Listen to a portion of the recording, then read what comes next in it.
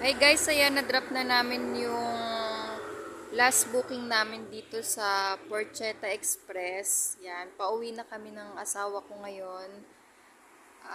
So guys, suportahan nyo po yung vlog namin. Magpo-post po kami at magbibideo ng mga nangyayari sa kalsada.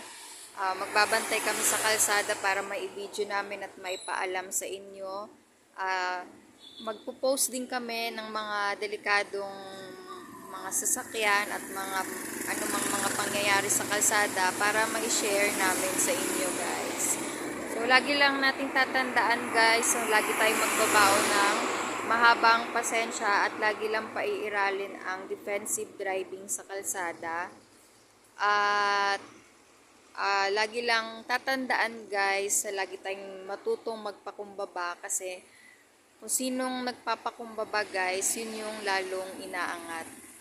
So yun lang guys, please don't forget to like, share, and subscribe to our YouTube channel and follow us on Facebook Team Vlogmas. God bless sa inyong lahat guys.